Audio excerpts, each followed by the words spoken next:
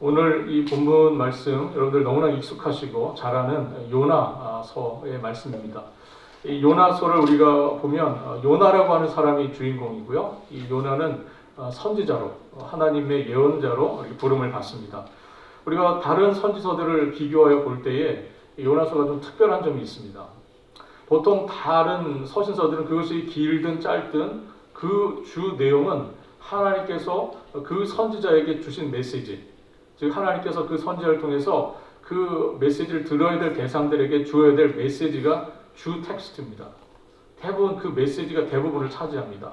그런데 여러분들 요나서를 여러분들 읽어보신 분들은 아시겠지만 요나서에는 그 메시지가 굉장히 짧습니다. 요나서에 하나님께서 요나에게 주신 그 메시지를 살펴보면 우리가 3장 4절에 보면 40일이 지나면 느니웨가 멸망하리라, 무너지리라 하는 게 전부예요. 그게 메시지 전부입니다. 그래서 굉장히 요나서는 나머지가 대부분 다른 내용으로 구성되어 있습니다. 메시지라고 하기보다는 요나라고 한 사람의 그 선지자의 행동, 그가 하나님의 메시지를 받고 어떻게 했는지, 그 말씀을 들었던 그의 태도, 이런 것들이 주 내용을 이루고 있고요. 그래서 요나서는 요나가 하나님께 받았던 메시지가 주 내용이라기보다는 요나라고 하는 그 인물에 대한 이야기가 요나서의 대부분을 차지하고 있는 것을 볼 수 있습니다. 그것이 요나서의 아주 중요한 또 메시지가 되겠죠.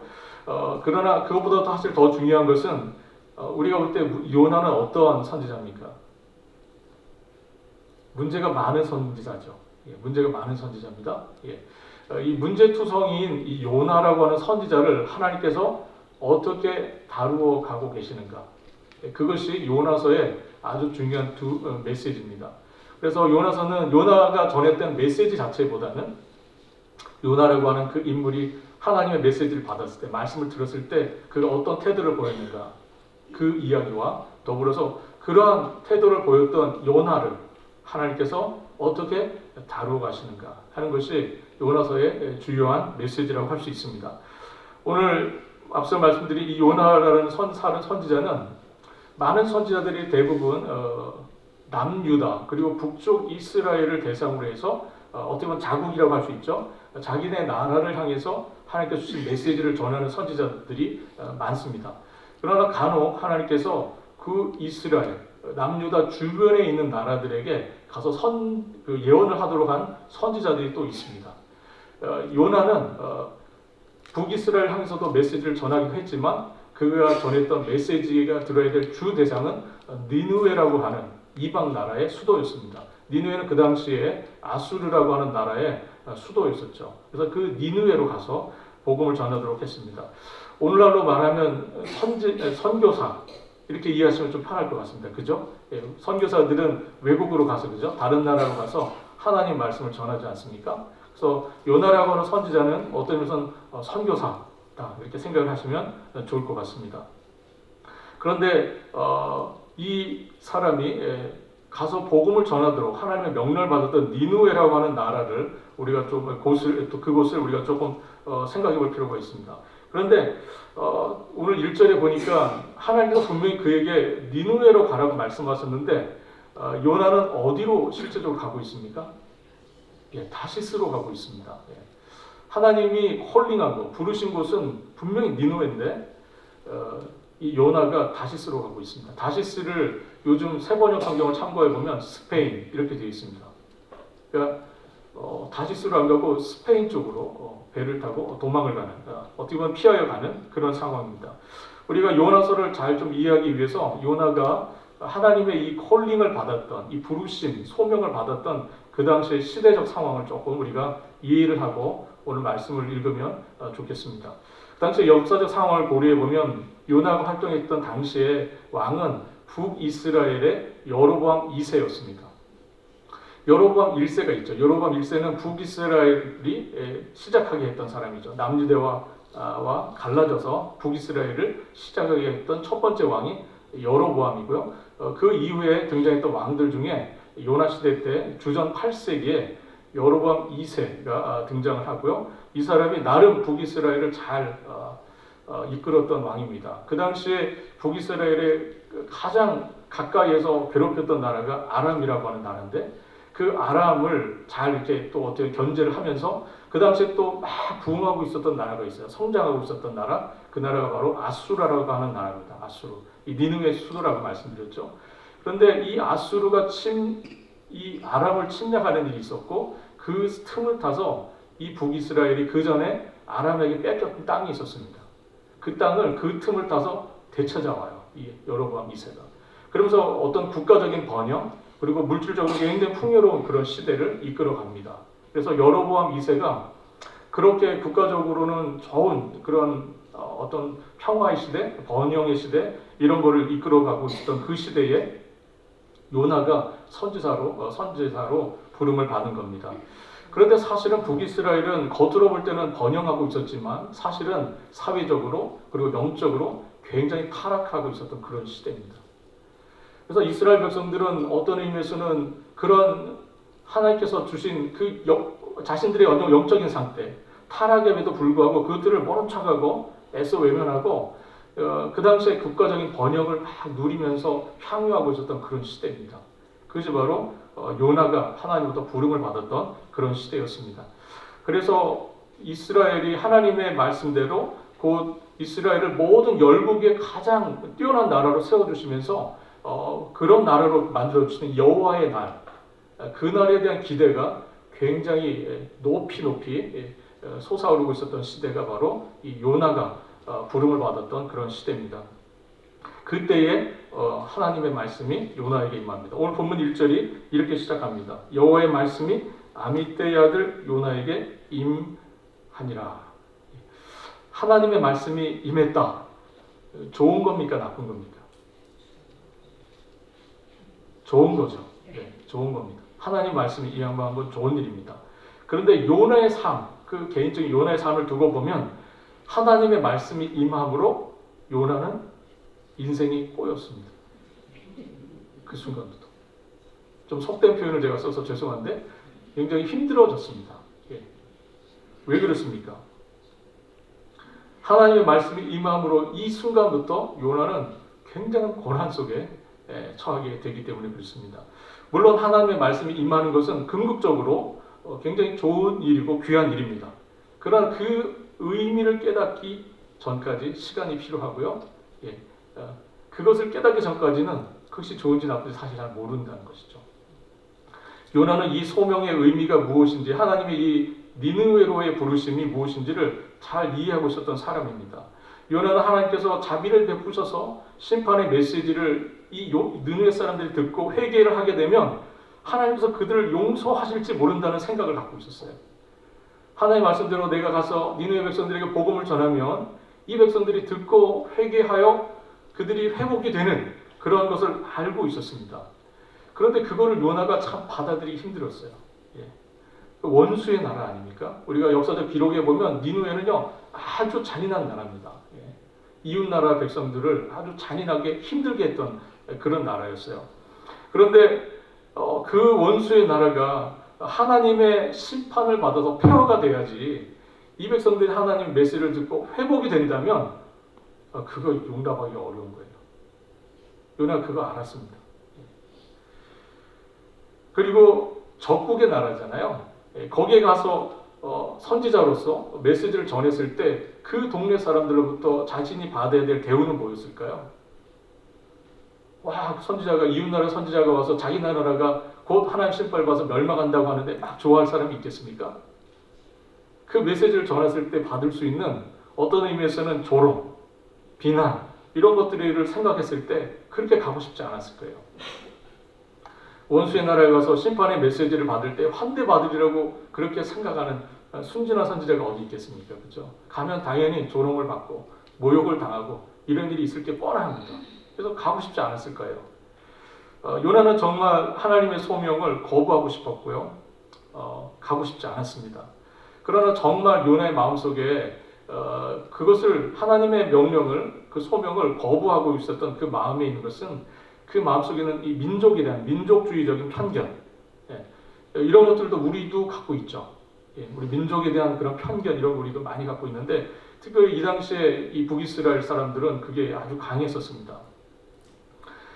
선지자 입장에서 볼 때에 지금 북이스라엘이 시작한 지 한 150여 년이 되어가고 있는 시점입니다. 150여 년이 지나간 시점인데 북이스라엘의 시작 자체는 잘못되었어요. 여러분들 아시는 것처럼 우리가 열왕기상하를 이렇게 보면 북이스라엘은 시작 자체가 잘못되었습니다. 그래서 처음부터 영적으로 종교적으로 굉장한 문제를 안고 북이스라엘이 출발을 했습니다. 그러나 그동안 이 백성들이 그러한 상황에서 계속해서 타락하고 영적으로 문제가 있음에도 불구하고 지난 150년 동안 하나님부터 이 백성이 멀리 떨어져 살았음에도 불구하고 하나님께서 별다른 조치를 본인 입장에서는 취하지 않으신 것 같은 거예요. 물론 이 상황이 좋다는 건 아닙니다. 하나님 그냥 두셨는데 왜 저 원수의 나라, 저 악한 나라, 니느웨 백성들에게 회개할 수 있는 기회를 주시는가 하는 거예요. 왜 저 원수들에게 회개할 기회를 주시는가? 하나님께서 시간이 있으시다면 자기 백성을 먼저 돌보셔야지. 회개를 시키더라도 이 북이스라엘 백성들을 먼저 회개시키셔야지. 왜 이방 나라, 그것도 우리를 괴롭히는 악한 나라, 저 백성들에게 가서 회개의 메시지를 전하라 하시느냐 하는 겁니다. 매를 들어도 자기 자식에게 먼저 들어야죠. 그렇지 않습니까? 매를 들어도 자기 자식에게 매를 들어야지 왜 남의 자식 가서 매를 드냐 하는 거예요.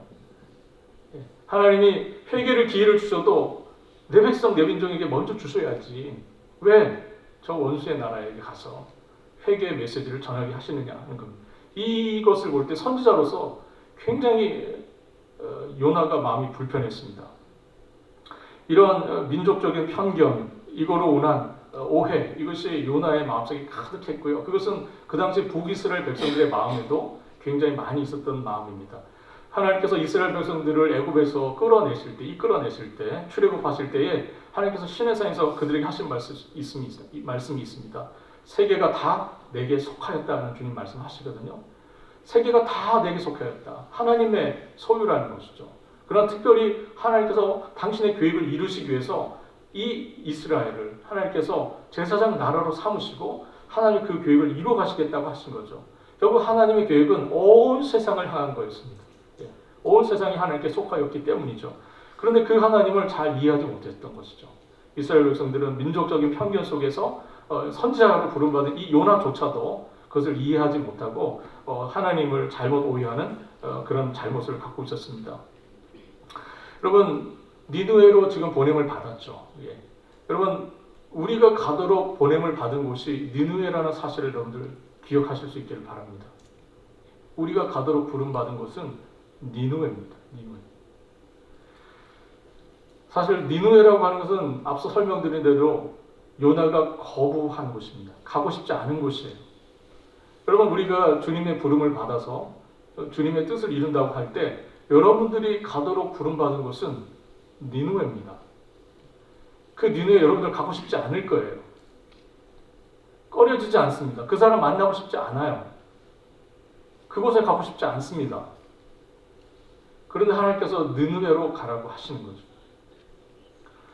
여러분, 여기에 선교에 중요한 의미가 있습니다. 우리가 선교적인 삶을 산다고 할 때에 굉장히 중요한 의미가 있어요. 우리가 거창하게 선교를 말하지 않는다 할지라도 우리가 신자로서 주님을 따르는 백성으로서 우리가 가야 할 곳, 우리가 만나야 할 사람들은 니느웨 사람들입니다. 이 니느웨 사람들은 여러분들이 그렇게 만나기를 꺼려하는 사람들이에요. 여러분들의 마음속에 꺼려하는 분들 있죠. 머릿속에 떠오르는 저 사람 정말 만나고 싶지 않다. 그런 꺼려지는 사람도 있지 않습니까? 아멘 나왔습니다. 꺼려지는 사람이 있어요. 요나가 지금 거기로 가도록 부름을 받았고요. 여러분들이 주님의 부름을 받아서 가야 하고 또 만나야 될 사람들이 니느웨고요. 니느웨 사람들입니다. 주님의 부르심에 순종하시겠습니까? 아니면 요나처럼 다시스로 도망가시겠습니까? 우리 3절 말씀 한번 같이 읽어보도록 하겠습니다. 3절입니다. 그러나 요나가 여호와의 얼굴을 피하려고 일어나 다시스로 도망하려 하여 욥바로 내려갔더니 마침 다시스로 가는 배를 만난지라. 여호와의 얼굴을 피하여 그들과 함께 다시스로 가려고 뱃삿을 주고 배에 올랐더라. 그런데 여러분들, 우리가 종종 뜻밖의 일이 잘 풀리는 때가 있죠. 지금 요나가 그런 경우입니다. 요나가 일이 정말 잘 풀리고 있어요. 지금요. 예. 하나님의 명령을 거부하고 욥바로 내려갔습니다. 그리고 거기 가서 다시스로 가는 배를 탔어요. 예. 그런데 놀랍게도 딱 마침 배가 스탠바이 다 준비되고 있습니다. 마침. 예. 그러면 요나가 어떤 생각이 들었겠습니까? 이게 하나님이 기뻐하신 일인가 보다. 일이 잘 풀리는 거 보니까 내가 하나님의 명령을 거부하고 니느웨를 아닌 다시스로 가지만 다시스 가서도 해야 될 일이 있나 보다. 거기서도 뭔가가 하나님 하실 일이 있으니까 그래도 이렇게 잘 준비를 해주시나 보다. 꼭 니느웨로 가라는 법이 있나? 다시스도 선교지인데, 그죠? 그런 생각을 했을지 모르겠어요. 그가 배를 타기 위해서 갔던 곳이 욥바라고 하는 곳입니다. 가봤더니 마침 배가 있는 거예요. 여러분, 요즘과 같이 그레이하운드나 버스를 타고 비행기를 타고 다니던 시절이 아니기 때문에 이 배를 만난다는 것은 정말 놀라운 기적과 같은 일입니다. 그 당시에. 요즘같이 정기적인 노선이 있던 시절이 아니에요. 그냥 필요해서 사람이 모아지고 때가 되면 언제든 할지 모르고 떠나는 게 그 당시 상황입니다. 그런데 그가 정말 기적과 같이 욥바로 가자마자 다시스로 가는 배를 탈 수 있었다 하는 겁니다. 결국 그가 선택한 길은 뭡니까? 그가 다시스에서 욥바에서 배를 타고 결국 다시스로 가는 것은 어떤 표현으로 사용되고 있습니까? 오늘 보면 3절에 보니까 여호와의 얼굴을 피하는 것으로 표현을 하고 있습니다. 하나님의 낯을, 얼굴을 피하는 거예요. 피하는 행동으로 계속 묘사가 되고 있습니다. 그래서 우리가 이 3절의 말씀에 보면 히브리 단어 하나가 3번 연달아 사용됩니다. 야라드라고 하는 단어인데 이게 내려간다 그런 뜻입니다. 내려간다. 욥바로 일단은 요나가 내려갔고요. 그리고 배로 내려갔고요. 그리고 배에서 더 배 밑으로 내려갑니다. 계속 요나가 3번 내려가요. 내려가고 또 내려간다. 이렇게 표현을 하고 있습니다. 여러분, 추락하는 것은 날개가 없죠. 그죠? 예. 계속 요나가 지금요, 계속 추락하고 있습니다. 계속 내려가고 있어요. 결국 하나님의 얼굴을 피하여 그가 내려갔던 거, 계속 내려간 그거는 그에게 좋은 겁니까? 결국 그는 파멸로 가는 거예요. 근데 우리가 여기에서 기억해야 될 것이 있습니다. 만약에 하나님께서 이 다시스로 도망가는 요나를 보시면서 그러면 어쩔 수 없다. 너가 부르심을 거절하니까 내가 다른 사람을 찾아보마 하시고 우리 주님께서 여기서 이야기를 맺으셨다면 요나서는 3절로 끝났을 겁니다. 여기서 사실 끝나는 거예요. 그런데 하나님께서 참 사랑이 많으시고 하나님 은혜로우시고 자비하시고 긍휼이 많으신 분이시죠.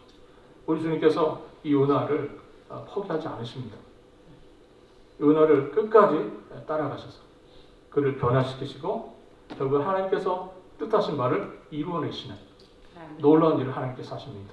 이제 이후 4절부터 시작되는 이야기는 하나님께서 요나에게 어떤 의미에서는 새로운 삶, 덤으로 주시는 그런 삶에 대한 이야기라고 할 수 있습니다. 여러분들, 우리 모두 역시 마찬가지죠. 여러분들 주님 만나서 새로운 삶 살고 계시죠? 새로운 생명 받아 누리고 계시죠? 네. 우리는 사실은 죄로 말미암아 사실은 멸망당해도 몇 번은 멸망당해야 될 그런 죄인들입니다. 하나님께서 우리에게 그리스도 안에서 새로운 생명을 주시고 덤으로 사는 인생을 우리에게 허락해 주셨죠. 그 은혜 가운데 우리 모두가 살고 있는 줄로 믿습니다. 네. 오늘 우리가 정말 주님께서 이 거절하고 도망하는 요나를 주님께서 따라가십니다. 오늘 보면 4절 5절 같이 한번 쭉 읽어보도록 하겠습니다. 여호와께서 큰 바람을 바다 위에 내리심에 바다 가운데 큰 폭풍이 일어나 배가 거의 깨어지게 된지라. 사공들이 두려워하여 각각 자기의 신을 부르고 또 배를 가볍게 하려고 그 가운데 물건들을 바다에 던지니라. 그러나 요나는 배 밑층에 내려가서 누워 깊이 잠이 든지라. 하나님께서 요나를 쫓아가시는데 첫 번째 폭풍 가운데 요나를 쫓아가십니다. 하나님의 얼굴을 피하는 요나, 피하여 도망가는 요나. 결국 우리가 하나님의 뜻이 분명해도 불구하고 하나님의 뜻을 외면하는 성도, 하나님의 뜻이 분명함에도 불구하고 하나님의 뜻을 외면하는 교회가 있다면 결국 그들은 어떤 상태입니까? 영적으로 잠을 자는 상태예요. 결국 하나님의 뜻이 분명한 걸 알아요. 하나님 뭘 원하시는지 알아요. 그런데 결국 그 사람이 그걸 계속 외면합니다. 그럼 그는 영적으로 잠에 빠진 상태입니다. 잠에 든 것이죠. 세상에 난리가 났는데도 여러분들 교회는 잠잘 수 있습니다. 여러분 세상에 난리가 법석이 나도 신자는 그 일에서 아무런 관심도 갖지 않고 영적인 잠에 빠질 수 있습니다. 죽겠다고 난리가 씌워지는 이 상황에서도 신자는 영적으로 무뎌져서 그냥 잠에 빠질 수 있습니다. 배 밑층에 내려가서 깊은 잠에 빠져있는 요나의 모습을 오늘 본문이 보여주고 있습니다. 어떻게 요나가 하나님의 낯을 피하여 하나님의 얼굴을 피하여 도주하는 이 상황에서 잠을 잘 수 있었을까요? 좀 신기하지 않습니까? 그는 아마 요바로 내려갈 때 걱정이 많았을 거예요. 내가 이 하나님 뜻을 이렇게 외면하고 부정하고 배신하고 이렇게 내려가도 되나? 걱정 반 근심 반 함께 그랬지 않았을까요? 아주 편안한 마음으로 하나님께 노하고 그냥 요바로 내려가지는 않았을 거라고 봅니다. 그런데 하나님께서 마침 배를 마련해 주셨어요. 그 가운데서 요나는요 마음에 괜찮은가 보다. 네. 내가 하나님의 뜻을 어겼지만 그래도 뭐 이게 그렇게 큰 문제가 되지는 않나 보다 하는 어떤 거짓된 평안, 거짓된 위안이 요나의 마음속에 있었을 거라고 생각이 됩니다. 스스로 상황을 합리화하는 거죠. 스스로. 내가 하나님 말씀을 이 정도 어겨도 뭐 그렇게 문제가 되지 않나 보다. 이 정도는 괜찮은가 보다. 하나님께서 이 정도는 그냥 묵인해 주시나 보다. 그렇게 스스로 위로하고 거짓된 위안을 삼는 거죠. 분명히 하나님 말씀을 어긴 것에 대한 마음의 부담이 있고 그 죄책이 있는데도 불구하고 애써 외면하는 거죠. 애써 외면합니다. 사랑하는 성도 여러분, 여러분들은 어떠십니까? 여러분들의 마음속에 분명히 하나님께서 말씀하신 게 있죠. 어떻게 하라고 하신 게 분명히 있을 겁니다. 그런데 어떻게 합니까? 애써 외면합니다. 영적인 잠에 드는 겁니다. 무뎌지고 무감각해지고 분명히 하나님이 이것을 하라고 말씀하셨고 내 마음속에 여러 차례 주님께서 성령을 통해서 말씀하셨는데도 불구하고 계속 외면하는 겁니다. 잠에 빠지는 것이죠. 여러분 죄라고 하는 그것은요 그 출발, 진행 항상 거의 이런 식입니다. 갑작스럽게 죄가 본색을 드러내지 않습니다. 죄가 그 악한 모습, 흉악한 모습을요 갑자기 여러분들에게 드러내지 않아요. 마치 우리가 여러분들 그런 이야기 아시죠? 개구리를 우리가 삶기 위해서 뜨거운 물에다가 개구리를 넣습니까? 그럼 개구리 다 튀어나갑니다. 낮은 온도에서 살살 가만가만히 죽이는 겁니다. 여러분 죄가 여러분들의 삶에서 어떻게 역사한다고 생각하십니까? 죄가 흉악한 모습을 우리에게 갑자기 드러내고 우리를 잡아간다고 생각하십니까? 죄는 여러분들 마귀가 그렇게 어리석지 않습니다. 마귀가 얼마나 교활하고 얼마나 지혜롭고 그런지 모릅니다. 우리를 조금씩 끌어가는 겁니다. 그러나 그 상황은 우는 사자가 두루 삼킬 자를 삼키는 것처럼 아주 심각한 상황입니다. 그러나 우리가 그것을 알지 못하는 거죠. 죄는 죄 아닌 모습으로, 죄가 아닌 것 같은 광명한 천사의 모습으로 우리에게 다가온다. 그리고 우리를 서서히 영적인 잠에 빠지게 한다 하는 겁니다. 그렇게 죄는 우리를 점령해 간다 하는 겁니다. 여러분 배 밑창에서 그 밑층에서 잠에 빠져 있는 요나를 하나님께서 선지장을 통해서 그를 깨웁니다. 그리고 선지장이 그렇게 얘기하죠. 내 신에게 빌어보라. 지금 난리가 났어요. 배가 깨지게 생겼습니다. 다 죽게 생겼어요. 그래서 선지장이 급해서 요나를 깨우고 너의 신에게 한번 빌어보라고. 우리가 다 우리 신들에게 빌어봤는데 지금 아무 소용이 없다는 거예요. 너도 빨리 가서 너의 신에게 한번 구해봐라. 우리가 다 죽게 생겼다. 그렇게 이야기를 합니다. 드디어 제비를 뽑게 되고 그것이 요나에게 정확하게 떨어집니다. 드디어 요나에게 이제 올 것이 온 겁니다. 애써 외면하고 있었는데 마침 이제 올 게 온 거예요. 오늘 본문 8절입니다. 한번 같이 읽어보도록 하겠습니다. 무리가 그에게 이르되 청하건대 이 재앙이 누구 때문에 우리에게 임하였는가 말하라. 내 성읍이 무엇이며 내가 어디서 왔으며 내 나라가 어디며 어느 민족에 속하였느냐 하니 왜 이 재앙이 임하였는지 도대체 너는 누군지 말해보라는 거예요. 요나가 이제 정신을 차리게 되었습니다. 너는 도대체 누구고 너는 어디서 왔느냐. 그러자 요나가 뭐라고 대답합니까? 오늘 본문 9절입니다.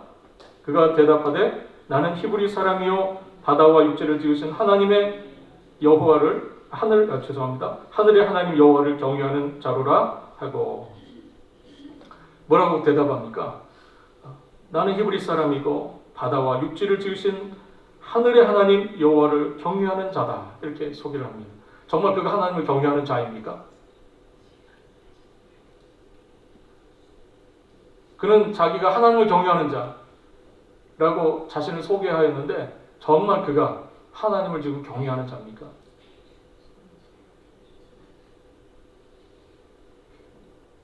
그럼에도 불구하고 그는 하나님을 사랑하는 자가 맞습니다.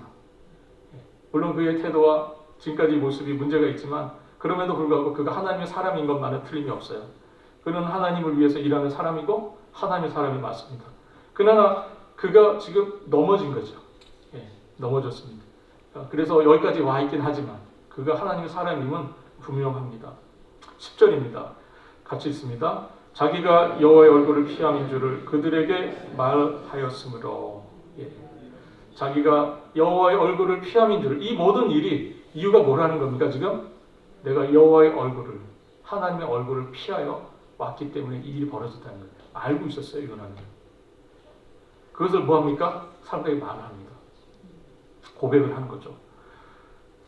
여러분들 우리가 영적인 의미에서의 각성 그리고 영적인 의미에서의 부흥 이 모든 일의 시작이 자신의 죄를 고백하는 데서 시작됩니다.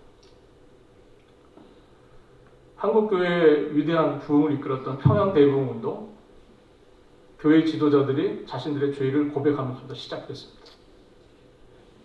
자신이 무슨 죄를 짓고 있는지 모든 회중 앞에서 부끄럽겠죠. 그러나 낱낱이 고했고요. 그 일이 교회의 부흥을 이끌어왔습니다. 한국교회는 그렇게 부흥하고 지금까지 온 겁니다. 요나가 지금 이 이방인들 앞에서 자신의 죄를 고백합니다. 왜 이런 일이 이루어지게 되었는지.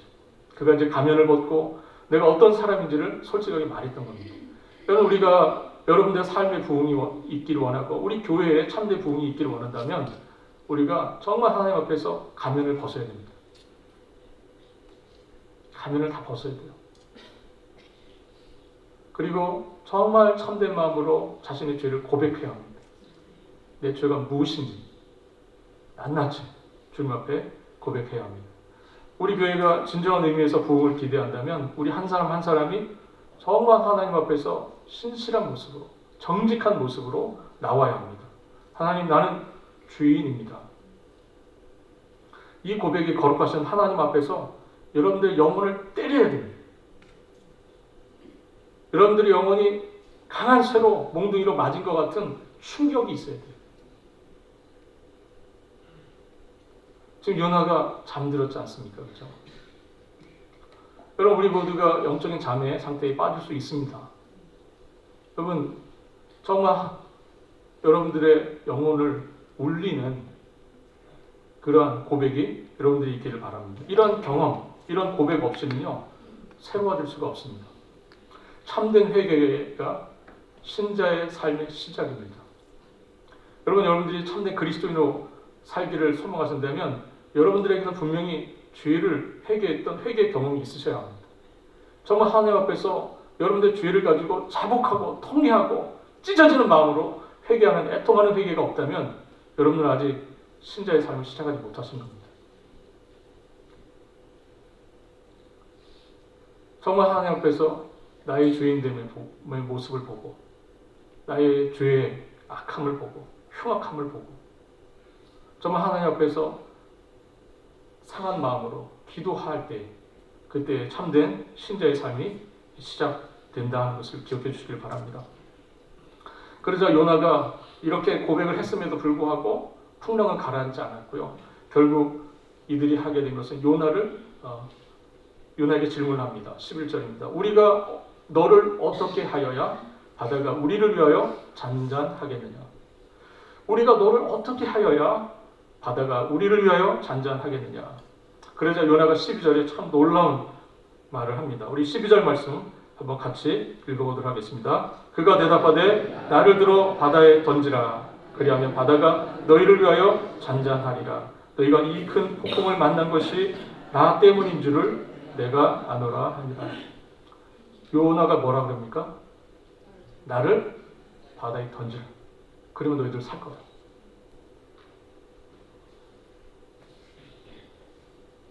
나를 바다에 던지라. 그러면 너희들이 살 것이다. 이 이야기를 하는 겁니다. 요나는 단지 회개가 그냥 입술의 고백으로 끝나지 않은 것 같아요. 그대들이 살려고 하면 나를 이 바다에 던져야 된다. 나를 죽여야 된다. 그렇게 얘기를 하는 겁니다.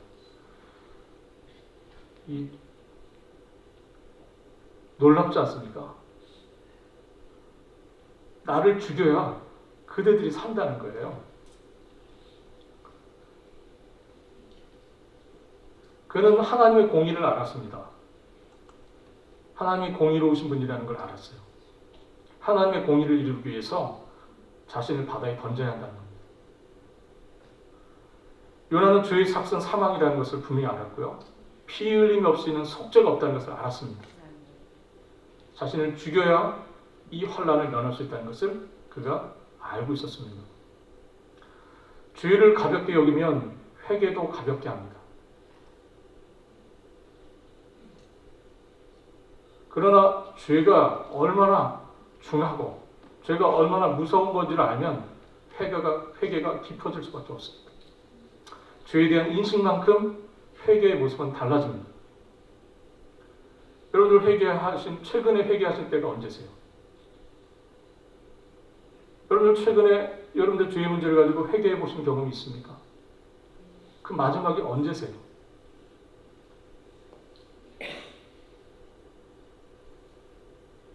여러분, 회개를 가볍게 하는 것은 하나님을 만홀히 여기는 겁니다.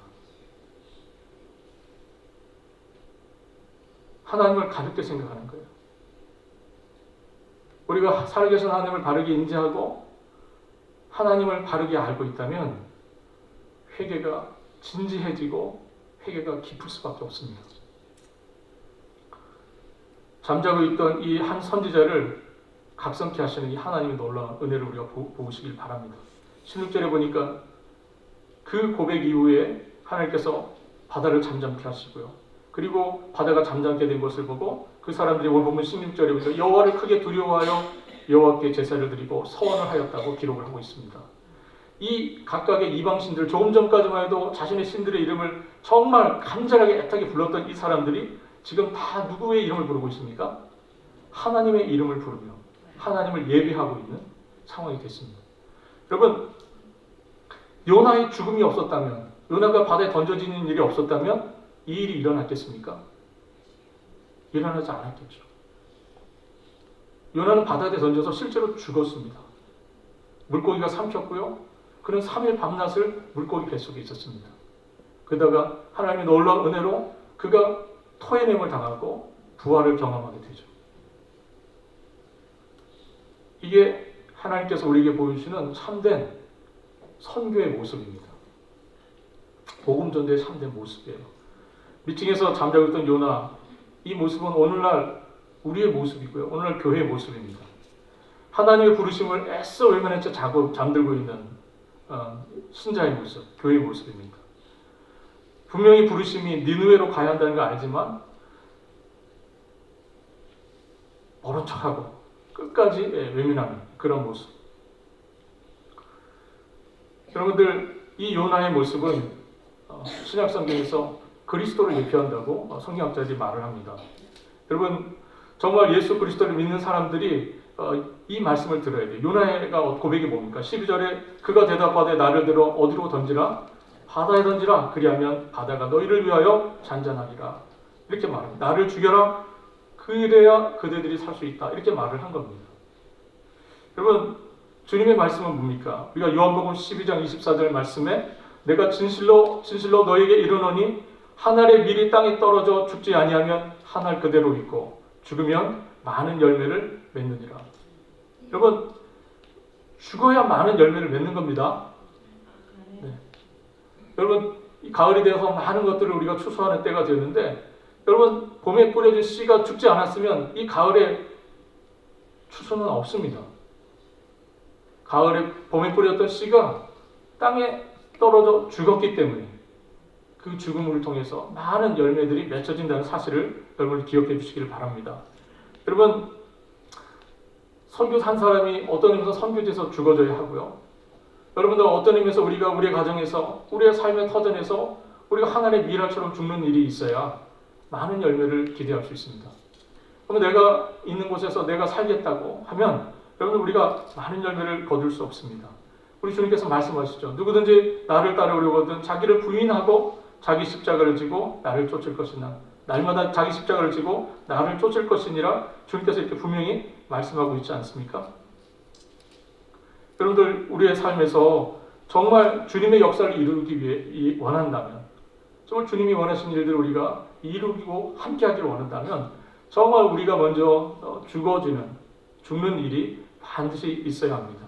요한복음 12장 25절에 자기의 생명을 사랑하는 자는 잃어버릴 것이요 이 세상에서 자기의 생명을 미워하는 자는 영생하도록 보존되리라 말씀하십니다. 여러분들, 자기의 생명을 누가 사랑하지 않습니까? 그죠? 여러분들, 이 가운데 여러분들의 생명을 사랑하지 않는 분들이 계세요? 우리 모두가 다 자기의 생명 소중한 줄 알고 다 자기 생명을 위해서 삽니다. 그런데 여러분들, 자기의 생명을 사랑하는 자는 잃어버릴 거라고 주님께서 말씀하십니다. 기독교 신앙의 역설이 여기 있습니다. 참 이해하기 힘들죠. 우리의 본성, 세상의 방식으로 간다면 자기의 생명을 위해서는 자기 생명을 악착같이 붙드는 게 맞습니다. 그런데 여러분들, 기독교 신앙 안에서는 자기의 생명을 사랑하는 자는 잃어버릴 거라고 말씀하고요. 그래서 자기의 생명을 미워하는 자가 오히려 영생토록 보존될 것이라고 말씀을 하신다는 거죠. 요한복음 10장 17절 18절에 주님께서 말씀하십니다. 내가 내 목숨을 버리는 것은 그것을 내가 다시 얻기 위함이니 이로 말미암아 아버지께서 나를 사랑하신다. 이렇게 합니다. 내가 나의 목숨, 주님께서 내가 내 목숨을 버리는 것은 그것을 내가 다시 얻기 위함이라는 거예요. 내가 목숨을 버렸기 때문에 다시 얻을 수 있다는 겁니다. 이로 말미암아서 아버지께서 나를 사랑하신다. 그렇게 말씀하고 있습니다. 물론 기독교 신앙의 비밀이 여기 있습니다. 사랑하는 성도 여러분, 여러분들이 아직까지 다른 사람을 위해서 자신을 죽여본 일이 없으신 분들은 사실 기독교 신앙의 참된 진리를 아직 모르시는 겁니다. 여러분들이 남을 위해서 자신을 죽여본 일이 없다면 목숨을 죽이라는 얘기는 아니겠죠. 네. 떠오르는 단어가 없으십니까? 머릿속에? 성질 한번 죽여본 경험이 없다면, 내 고집 한번 죽여본 적이 없다면, 우리는 아직 참된 그리스도의 신앙을 따르고 있지 못하는 것이다 하는 겁니다. 그럼 사랑하는 우리 주님께서 여러분과 저를 위해서 자신의 목숨을 버리셨습니다. 우리 주님께서 여러분을 사랑하셔서 여러분들과 저를 위해서 자신의 생명을 포기하셨습니다. 여러분들은 주님을 따르는 자들이고 주님의 제자들이고 그리스도인들입니다. 여러분, 우리 어떠한 삶으로 남은 우리의 삶을 살아가야 하겠습니까? 우리도 주님처럼 남을 위하여 우리의 목숨을 내놓을 수 있는 그러한 일로 나아갈 수 있기를 바랍니다. 우리도 남을 위하여 목숨을 버리는 것이 마땅하지 않겠습니까? 주님께서 여러분들 위하여 목숨을 버리셨는데 주님을 따라가는 우리가 남을 위하여 우리의 목숨을 버리는 것은 마땅하다 하는 겁니다. 이것이 우리를 향하신 주님의 거룩하신 부르심입니다. 여러분들 니느웨로 가는 거 힘들고 어렵고 불편하시겠지만 주님께서 여러분들을 니느웨로 보내셨다는 것을 꼭 기억하시기를 바랍니다. 그곳에 가서 하나님의 밀이 되어서 하나님의 씨앗이 되어서 죽고 그것을 통해서 하나님의 영광이 드러나고 열매를 거두는 복된 역사가 여러분과 저에게 있기를 우리 주님의 이름으로 바라겠습니다. 기도하겠습니다. 하나님 아버지, 오늘 요나서 1장의 말씀을 저희가 함께 살펴봤습니다. 주님, 정말 니느웨로 가기를 거부했던 요나의 모습을 통해서 그리고 그 요나를 다루시는 우리 하나님의 놀라운 모습을 통해서 정말 복음의 참된 의미를 이 아침에 깨닫게 하시고 그 진리에 이르게 하시오니 주여 감사합니다. 주님, 저희가 정말 하나님의 미랄 되기를 주님 간절히 원합니다. 정말 하나님의 미랄이 땅에 떨어져 죽어야 많은 열매를 맺을 수 있다고 주님 말씀하셨습니다. 죽어야 부활의 영광에 참여함을 주여 저희들에게 깨닫게 하여 주시기를 원합니다. 하나님 아버지, 죽지 않고는 우리가 부활에 이룰 수 없다는 사실을 알게 하여 주시고 이 신앙의 놀라운 비밀을 우리 모두가 확신하며 주님 앞에 나가서 하나님의 미랄 되어지기를 소망하는 우리 모두가 될 수 있도록 주여 도와주옵소서. 우리의 삶의 자리, 우리의 가정, 우리의 일터, 우리가 가는 모든 곳에서 하나님의 미랄처럼 썩어져가는 저희들 될 수 있도록 주여 은혜를 더하여 주옵소서. 감사드리며 우리의 주님 되시는 예수 그리스도의 이름으로 기도합니다. 아멘.